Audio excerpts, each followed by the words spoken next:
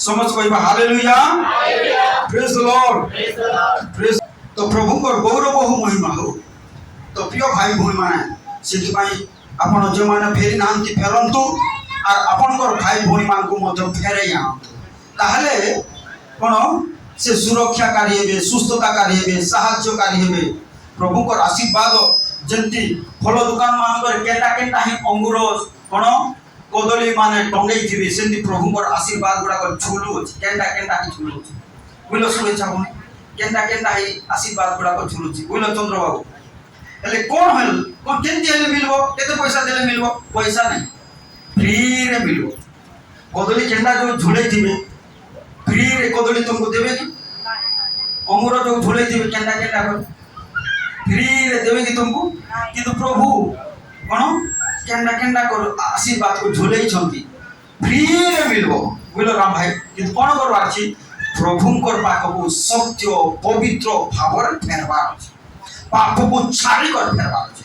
असुचिता को छाड़ी कर फेरबार अछि मिथ्या को छाड़ी कर फेरबार अछि मूर्ति पूजा को छाड़ी कर फेरबार अछि असुचिता को छाड़ी कर फेरबार अछि मद्यपान को छाड़ी कर फेरबार अछि ताहेले विजय मिलिबो हालेलुया। तो प्रभु को गौरव हो महिमा हो।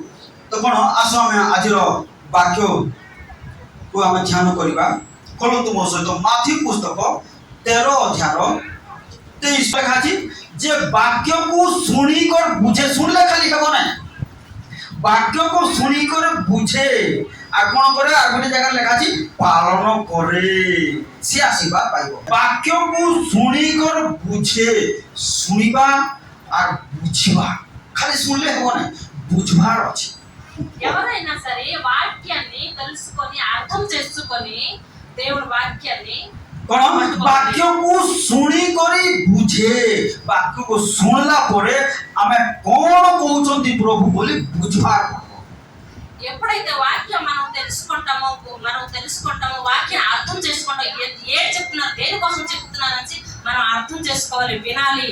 काकी बेले बेले हम मोबाइल ले कथा लागो हेलो हेलो हेलो बोल को कथा लागो सेर साउंड कोन क्लियर आसे नहीं नो आसे कोन हम बुझी पारू न ఎప్పుడైతే మనం ఫోన్ లో కూడా మాట్లాడినప్పుడు చూస్తుంటామో మనం గమనిస్తుంటామో మనం హలో హలో చెప్పినప్పుడు కూడా అది నెట్వర్క్ రాదు మాటలు రావు कोन से कथा बुझा पड़े नहीं ఆ మాటలో మనకు అర్థం అవ్వదు। तो कोन करू हमें क्लियर करबा पाई भलो भाबरे बुझबा पाई हेलो हेलो हेलो बोल को आउथरे कहि थाओ आउथरे नले रिंग को डायल करि थाओ మరలా మనం హలో హలో అని చెప్తుంటాము ఎందుకంటే మన మాటలు క్లియర్ ఉన్నదా లేదా అని తెలుసుకుంటాం। सही प्रकार खाली सुनले हेबो नै सुनला परे प्रभु को बाकी को सुनले खाली हेबो नै कोन सुनला परे प्रभु तुमो पाई मो पाई आम मान को पाई कोन कहउचंती प्रत्येक को पाई कोन कहउचंती आ बुझबाकू पड़बो। ఏ వాక్యం అయితే చెప్తున్నారో పాస్టర్ గారు ఆ వాక్యం దేని కొరకు చెప్తున్నారు ఎవరి కోసం చెప్తున్నారు నా కోసమా వేరే కోసం అని మనం అర్థం చేసుకోవాలి దాన్ని। আজি केते को लोक बुझी पारु नहांती ఈ రోజు ఎంతమంది తెలుసుకోలేకపోతున్నారు काहे प्रभु कथा कहउचंती ఎందుకంటే దేవుడు మాట్లాడుతున్నారు కాబట్టి किंतु बुझी पारु नहांती కానీ అర్థం చేసుకోలేకపోతున్నారు। तो बुझी न पारले किछि लाभ हेबो ना అలా తెలుసుకోలేకపోతే అర్థం చేసుకోలేకపోతే ఏమి లాభం లేదు किछि मिलबो नाही ఏమి దొరకదు। एठी लेखा अछि ఇక్కడ రాసి ఉన్నది किंतु जे वाक्य सुनी बुझे ఎవరైనా మాట విని అర్థం చేసుకుంటే ओ प्रकृतरे फल फले నిజంగా వాళ్ళు ఫలం పొందుకుంటారు। जे बुझी पारिबो सुनले खाली हेबो नाही सुनी कर बुझी पारिबो आर पालन करिबो से प्रकृतरे रियली से फल फली पारिबो।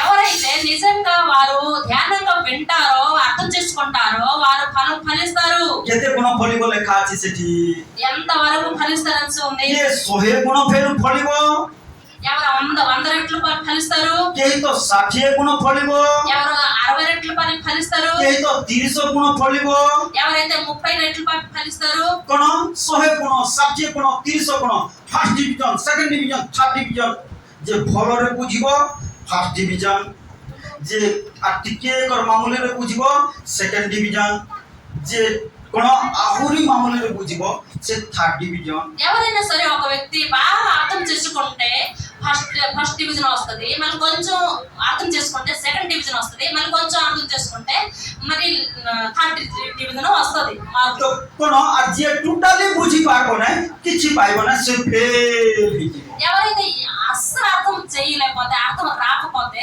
ఏమి కూడా మార్పు కూడా రాదు, ఫెయిల్ అయిపోతారు. तो तुम मन को जीवन में कोन डिवीजन रो आशीर्वाद दरकार మీలో నా ఏ డివిజన్ లో ఆశీర్వాదం మీకు కావాలి మీరు ఎంచుకోండి. అర్థమైందా దివ్య సిస్టర్ గారు? तुम जीवन में कोन डिवीजन रो आशीर्वाद दरकार మీ జీవితంలో ఏ డివిజన్ లో ఆశీర్వాదం మీకు కావాలి? फर्स्ट डिवीजन रो सुस्थता दरकार, ఫస్ట్ డివిజన్ లో మీకు స్వస్థత కావాలా? फर्स्ट डिवीजन रो चाकरी दरकार, ఫస్ట్ డివిజన్ లో మీకు జాబ్ కావాలా? फर्स्ट क्लास चाकरी दरकार, कोन रैंक रो तुमको दरकार कारण जे भलरे सुनिबो सोहे फल पड़िबो. ఎవరికి ఫస్ట్ డివిజన్ లో జాబ్ కావాలా, బిజినెస్ కావాలా, ఏం కావాలా అన్నసరికి బాగా అర్థం చేసుకోవాలి, బాగా ధ్యానంగా ఉండాలి. तो प्रिय प्रभु को लोक माने आज प्रभु कथा कहउछन्ते ప్రియ బిడ్డలారా, దేవుడు ఈ రోజు మాట్లాడుతున్నారు. वाक्य को प्रभु कोन कहउछन्ते आमे भलरे बुझिबा వాక్యం ఏమి చెప్తున్నారో మనం బాగా అర్థం చేసుకుందాం. आ सेही अनुसार कार्य करबा ताले 100 गुण 60 गुण 30 गुण फल फली पाइबा. అలాగే మనం జీవితంలో గడిచినట్లయితే మనం 100 రెట్లుగా 60 రెట్లుగా 30 రెట్లుగా మన జీవితంలో ఆశీర్వాదం చూస్తాం. तो ए परिप्रेक्षी में प्रभु यीशु गुटे उदाहरण देई कहले 24 पदरे जहा कि लेखा अछि ఇక్కడ అది ఉదాహరణ ఒకటి ఇచ్చి దేవుడు చెప్తున్నారు వాక్యంలో 24వ వాక్యంలో. ଯୀଶୁ ସେମାନଙ୍କୁ ଆଉ ଗୋଟିଏ ଦୃଷ୍ଟାନ୍ତ ଦେଇ କହିଲେ, हां ସ୍ୱର୍ଗ ରାଜ୍ୟ ଆପଣା କ୍ଷେତ୍ରରେ ଭଲ ବିହନ ବୁଣିଥିବା ଜଣେ ବ୍ୟକ୍ତିଙ୍କ ସଦୃଶ୍ୟ। स्वर्ग राज्य एही परी भल बिहन बुणितबा एक व्यक्ति को सदृश हां तापरे ମାତ୍ର ଲୋକେ ନିଦ୍ରା ଯାଇଥିବା ସମୟରେ लोके निद्रा जाइथिबा समय देखो केतेक लोक निद्रा जानती कि निद्रा कोन ए शरीर रो निद्रा तो अछि, शरीर रो निद्रा भिन्न प्रकार, आत्मिक निद्रा जो माने जाइथिबे से मान को सहज रे वाक्य बुझा पड़बो नाही. ఎప్పుడైతే మనం శరీరంలో పడుకుంటామో అలాగే ఆత్మలో కూడా మనం పడుకున్నట్లయితే మనం నిద్రపోయినట్లయితే వాక్యం మనకు అర్థం ఏమి కూడా అర్థం అవ్వదు. काहे से माने बुझी पारबे नाही, ఎందుకంటే వారు అర్థం చేసుకోలేరు కూడా. आ से सोईथिबा समय कोन हेबो शैतान प्रवेश करबो बोलकर बाइबल लिखा अछि. అతను ఆ ఆత్మలో నిద్రపోయినప్పుడు సాతాను వచ్చి దూరినట్టు వాక్యంలో రాసి ఉన్నది. जो माने आत्मा रे सोईथिबे से मान को प्रार्थना फल लागबो नै, प्रार्थना को मध्य आसबा को इच्छा लागबो नै, प्रार्थना बोले बोर लागबो, प्रार्थना बोले निद्रा आसबो, प्रार्थना बोले अलस लागबो, वाक्य बोले अलस लागबो, वाक्य बोले कोनो मन याडे स्याडे थाई आसबो. काहे कि जो माने आत्मिक निद्रा देथि ఎవరైతే ఆత్మలో పడుకుని ఉంటారో వారికి ప్రార్థన అంటే ఇష్టపడరు, వాక్యం అంటే ఇష్టపడరు, ప్రార్థనకి వెళ్ళడం అంటే ఇష్టపడరు, నిద్ర వచ్చేస్తుంది. వారు అటు ఇటు తిరుగుతారు కానీ ప్రార్థనలో రారు, ప్రార్థనలో కూర్చోరు కూడా. तार बोठार आर बढ़िया घर रे तकिया पके को सोईबाटा आर बढ़िया. దాని బదులుగా ఇంట్లో తలగడ వేసుకుని పడుకోవడం చాలా మంచిది. काहे कि वाक्य लेखा अछि लोके विश्वासी माने कोन करथिबे बोली लेखा अछि ନିଦ୍ରା ଯାଇଥିବା ସମୟରେ कोटा जाइथिबा समय रे ନିଦ୍ରା समस्त कोन जाइथिबा समय रे పడుకున్న సమయంలో निद्रा जाइथिबा समय रे सोईथिबा समय रे ତାଙ୍କ ଶତ୍ରୁ ଆସି किए आसी शत्रु किए केंदी को जानलो शैतान फोन करथिला कि देखो तुम शत्रु जानि तो बोलको शैतान फोन करथिला कि पापा केबे फोन करथिला जानि था मु तोर होछि शत्रु बोलको फोन करथिला कि ये भानु बाबू फोन करथिला नै कोन एठी लेखा अछि तुम बाइबल पढु न जे जानु न बोलो से ठीक है शत्रु किए 38 पद पढो 39 पद पढो. ଯେଉଁ ଶତ୍ରୁ ତାହା ବୁଣିଲା हां ସେ ଶୈତାନ किए से कटि जाओ से शत्रु किए ताहले हैं केते बेले आसबो से ନିଦ୍ରା ଯାଇଥିବା हां कोन निद्रा जाइथिबा समय भाई मान मदर केते बंद बढ़िया निद्रा हैं कोन देखो निद्रा जो माने जीव तुमर लाइफ रे शैतान प्रवेश कर कोन जो माने प्रार्थना रे अलस को माने निद्रा जीवे जो माने प्रार्थना रे अलस जीवे से माने निद्रा आत्मिक निद्रा ఎవరైతే ఆత్మీకాల్లో ఎవరైతే పడుకుంటారో నిద్రపోతారో వారు ఆలస్యంగా ఉంటారు, బద్ధకంగా ఉంటారు, వారి ఇంటికి సాతాను దూరుతారు. କଣ ଲେଖା ଅଛି?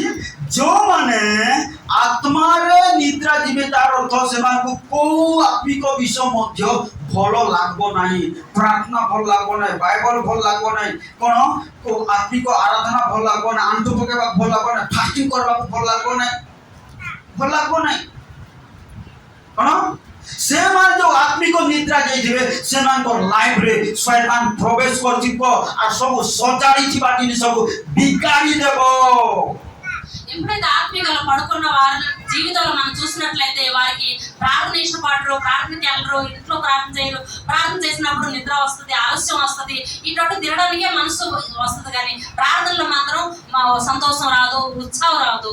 କାହିଁକି ଯୋଉମାନେ ଆଜି ନିଜର ଜୀବନକୁ ସଜାଡୁନ, କଣ ପରିବାରକୁ ଜାଗତିକ ବିଷୟକୁ ସଜାଡୁଛ, ଆତ୍ମିକ ନିଦ୍ରା ଦେଇଛ, ଯେତେ ତୁମେ ସଜାଡୁଛ ତୁମର ବିଜନେସକୁ, ଯେତେ ତୁମେ ସଜାଡୁଛ ତୁମର ପରିବାରକୁ, ଶୈତାନ ବିଗାଡ଼ି ବିଗାଡ଼ି ବିଗାଡ଼ି ବିଗାଡ଼ି ଯାଉଛି ଆଉ ତୁମେ ଛୋଟ ପଟ ହଉଛ। ఇంకా మీరు శారీరకంగా ఎంత బిజినెస్ చేసినా, ఎంత జాబ్ చేసినా, ఎంత మీ ఇంట్లో వారికి మీరు లోపం బట్టి మీరు వృద్ధి పొందుకున్నా మీదకి వెళ్ళినా సరికి అది ఎలాగైనా సరే ఇరిగిపోతుంది కానీ ଶତ୍ରୁ କେତେବେଳେ ଆସିବ ବୋଲି ବାଇବଲରେ ଲେଖା ଯାଉଥାଏ, ପଢି ଦେଖ ସେ 25 ପଦକୁ ପଢ। ମାତ୍ର ପ୍ରୀତି ନିଦ୍ରା ଯାଇଥିବା ପ୍ରୀତି ସମୟରେ ଯଦି ନିଦ୍ରା ଗଲେ, କଣ ମାଣିକ ଯଦି ନିଦ୍ରା ଗଲେ କିଏ ଆସିବ? ମାମା ପୁଣି ଆସିବ, ମାମି ପୁଣି ଆସିବ, କିଏ ଆସିବ? ତାର ଶତ୍ରୁ, ହାଁ ପ୍ରୀତିର ଶତ୍ରୁ ବଢିଆ ପଡୁଛି। କଣ କରିବ? ତାହେଲେ ସଜାଡି ଥିବା ଜିନିଷକୁ ସବୁ ବିଗାଡି ଦେବ। ଚାକ୍ର କଣ ସବୁ ସଜାଡି ଥିବା ଜିନିଷକୁ ବିଗାଡି ଦେବ। କଣ ଏ ସ୍ଥାନରେ ଆମେ ଦେଖିବାକୁ ପାଉଛୁ ଯାହାକି 25 ପଦରେ ଲେଖାଗଲା, ମାତ୍ର ଲୋକେ ନିଦ୍ରା ଯାଇଥିବା ସମୟରେ ତାଙ୍କ ଶତ୍ରୁ ଆସି ସେଇ ଗହମ ମଧ୍ୟରେ ବାଲୁଙ୍ଗା ବୁଣି ଦେଇ ଚାଲିଗଲା। କଣ ମନ୍ଦ ମଞ୍ଜି ବୁଣି ଦେବ, ଅଶାନ୍ତି କରି ଚାଲିଦେବ, ଅଶାନ୍ତି କରି ଚାଲିଯିବ, ଅଶାନ୍ତି କରି ମାଡ଼ଗୋଳ କରି ଚାଲିଯିବ। କାହିଁକି? ଆତ୍ମିକରେ ନିଦ୍ରା ଯାଇଥିବା ସମୟରେ ଆରେ କେମିତି ଏମିତି ହେଲା ବୋଲି ତାପରେ ତୁମେ ଘାବରା ఎప్పుడైతే మనుషులు వచ్చి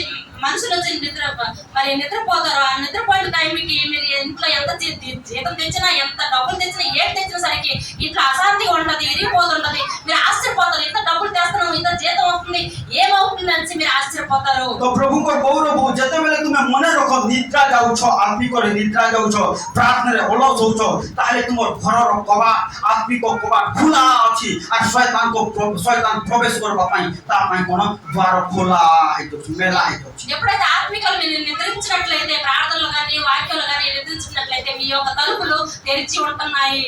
କଣ ଆମେ ତାକୁ ବାଇବଲରେ ମଧ୍ୟ ଯୋଉମାନେ ନିଦ୍ରା ଗଲେ ସେମାନଙ୍କ ଜୀବନରେ ଭୟଙ୍କର ସମସ୍ୟା ଗୁଡାକ ଆସିଲା। ఎవరైతే ఆత్మికలో నిద్రపోయారో వారి జీవితంలో ఒక పెద్ద పెద్ద సమస్యలు, కష్టాలు వచ్చి ఉన్నది। ସେଇ ଶତ୍ରୁ ଆସିଲେ କଣ କରିବ? ସେଇ ଶତ୍ରୁ କଣ ଚାହୁଁଛି? ସେଇ ଶତ୍ରୁ କିଏ ଆସିବ? କଣ ନିଦ୍ରା ଯାଇଥିଲେ କିଏ ଆସିବ ବୋଲି ଲେଖା ଅଛି? ଶତ୍ରୁ ଶୈତାନ, ଶତ୍ରୁ ବୋଲୁ କଣ ଶୈତାନ। ସେ ଶତ୍ରୁ ଆସିଲେ କଣ କରିବ?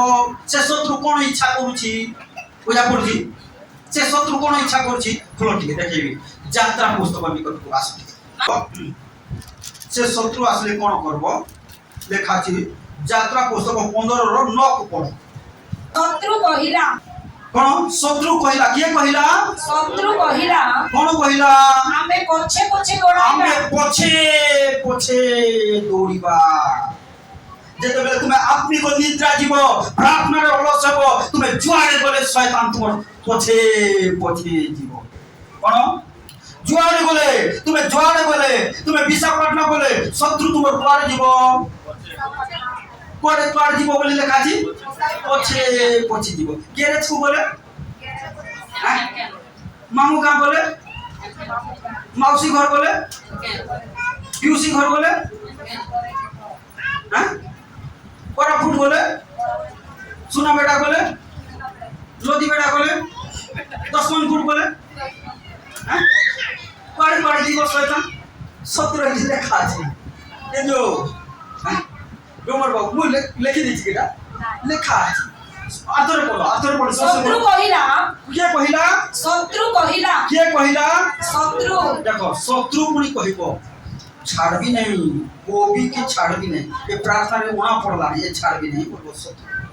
आज प्रार्थना रे जदि जळुथले नहीं रे बापा पारी हेबो ने को भी को पारी हेबो हां ए भानु प्रकाश को पारी हेबो ने आज प्रार्थना रे ढिला आई गले छाड़ भी नहीं एकटा को छाड़ भी नहीं ताकू छाड़ भी नहीं बुझा पड़छि कहिबो से ए कोई लेखा अछि हां पढ़ा आथरे पढ़ा शत्रु कहिला कोन बोली कोन कहिला चॉकलेट दी ताते भी बोलला की शत्रु कहिला आमे पछे पछे गोड़ाइबा आमे पछे पछे जी गोड़ाइबा छाड़बा नहीं पछे पछे दौड़ाइबा बुझलो चंदन बाबू हैं कोन हले आत्मिक रे निद्रा बोले प्रार्थना रे गुना बोले जेंति प्रकार होल नाइट होतला न हले शत्रु पणी पछे पछे गोड़ाइबा से पेपर मिलार बोले पेपर मिल पछे लेखा अछि पछे पछे गोड़ेबो शत्रु पछे पछे गोड़ेबो आत्मिक रे निद्रा बोले अलस తెలుగు ఎప్పుడైతే శత్రు మన ఆత్మికులు నిద్రపోయినట్లయితే మనం మత్తుగా ఉన్నట్లయితే ప్రార్థన ఎడల వాక్యం పట్ల మనం ఊరికి వెళ్ళినా ఎక్కడికి వెళ్ళినా మనం బిజినెస్ చేసినా ఎక్కడికి వెళ్ళినా మన వెంట అది వచ్చేసి మన తోడున ఉంటది కాబట్టి శత్రు కహిలా आमे पछे पछे गोड़ाइबा आमे सेमानकु धरिबा पछे गोड़ाई धरिबा जीवन प्रकाशु पछे दौड़ाई धरिबा को తెలుగు कहियो మేము వెనక పరిగెట్టి వారికి వెనక పరిగెట్టించేస్తాము అనేసి శత్రువు చెప్తుంది కాకి దౌड़ाई धरिबा ఫిలిప్ గారు వినండి జాగ్రత్తగా వినండి శత్రు శైతాన్ కହୁచి ఎప్పుడైతే మనం ఆత్మికలో నిద్రపోయినట్లయితే శత్రువు వచ్చి మన చేయి పట్టుకుని తను పరిగెట్టించేస్తుంది వెనక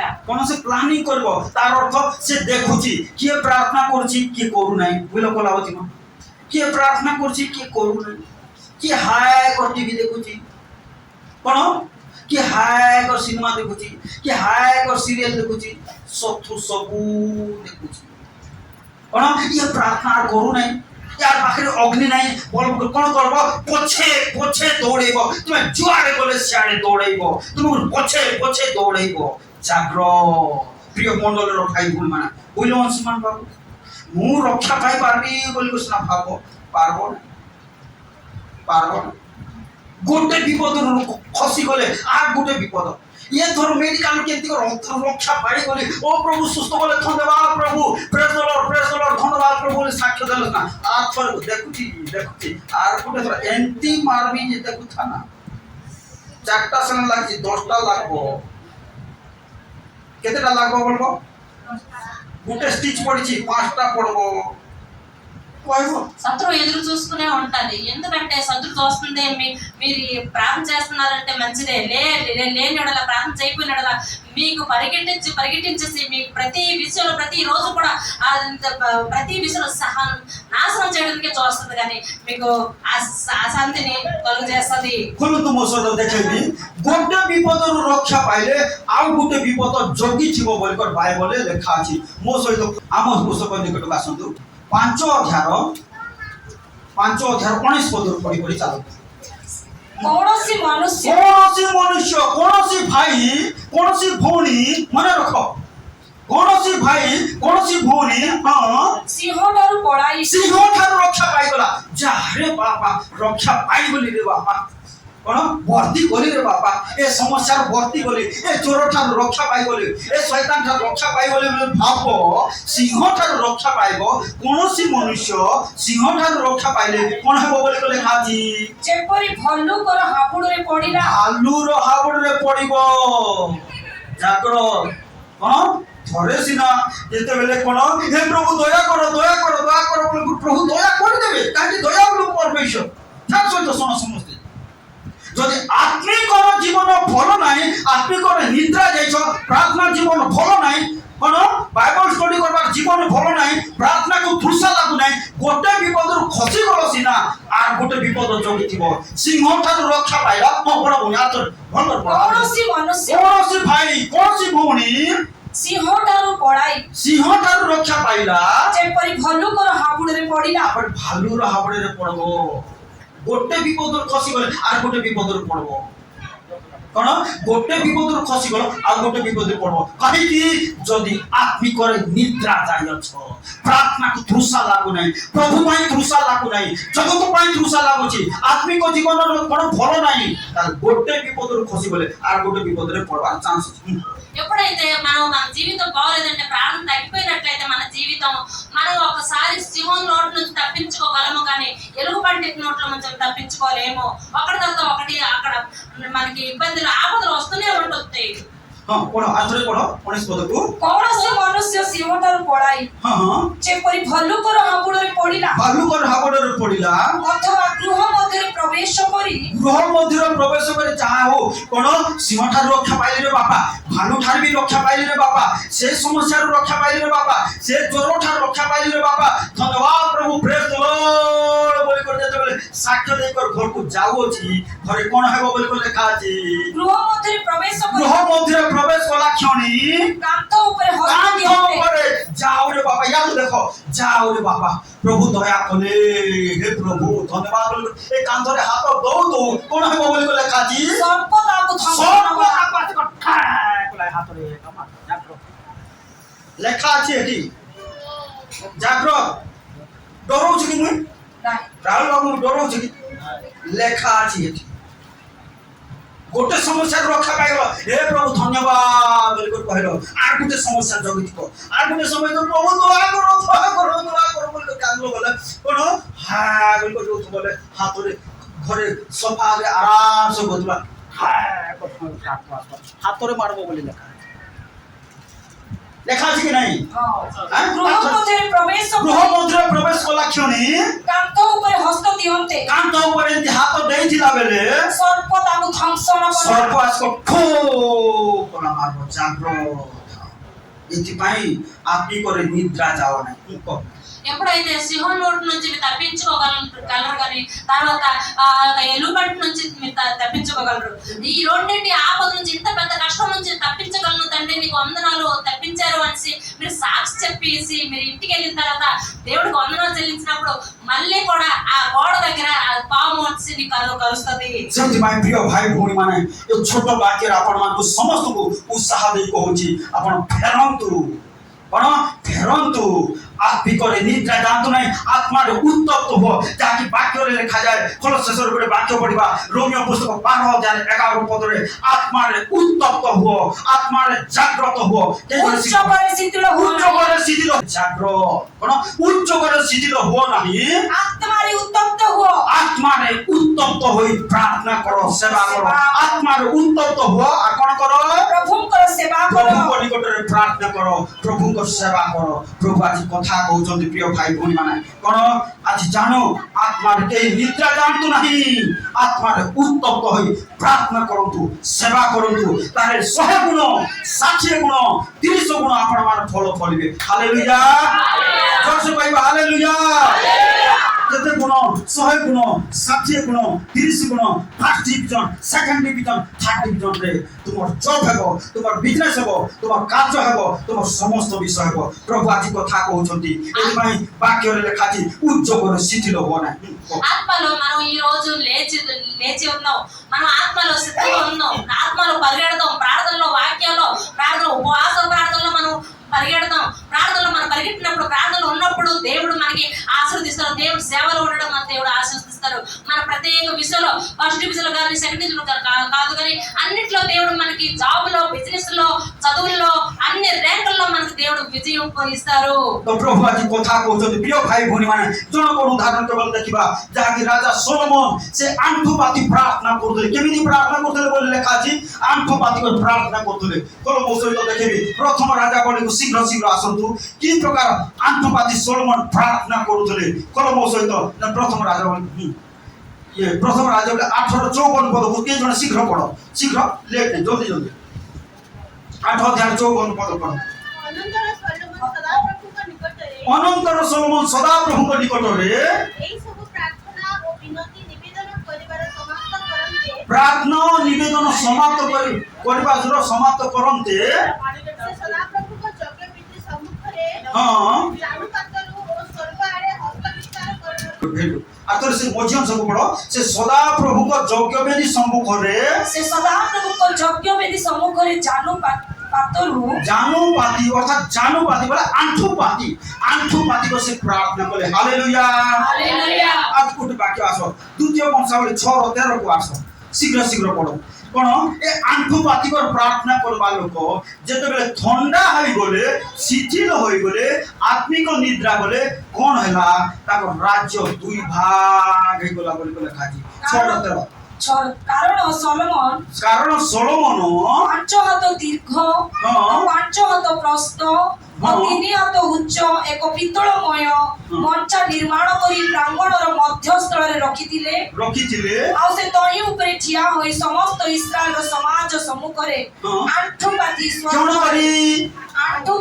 करी समझते कौन तू कौन करी समझते कौन तू आंठुपाती कौन करतले स्वर्ग आड़े आपण हस्त विस्तार करी कहिले प्रार्थना कले हालेलुया आंठुपाती प्रार्थना करबा लोक जेते बेले आत्मा रे ठंडा हाई गला शत्रु प्रवेश गला तीनटा शत्रु गोटे शत्रु नहीं तीनटा शत्रु प्रवेश कले बोल कर बाइबल लिखा है केतेटा शत्रु प्रवेश कले बोल लिखा है तीनटा शत्रु गोटे शत्रु नहीं तीनटा शत्रु प्रवेश कले बोल कर लिखा है केते बेले ए आत्मिक रे ठंडा हाई गला ఎప్పుడైతే ఆత్మీయలో చల్లబడిపోయారో చల్లగా ఉండిపోయారో వారి జీవితంలో ముగ్గురు శత్రువులు ప్రవేశపెట్టినట్టు ఉన్నది ये जण पढ़ो शीघ्र 11 अध्याय प्रथम राजा बोली 11 अध्याय 4 पद पढ़ो कोन जे पदे जेतरे विपदगामी हेले कारण सोलोमन वृद्ध हुअन्ते एपरि घटिला जे तांकर पत्नी माने अन्य देवगण प्रति तांकर मन को विपदगामी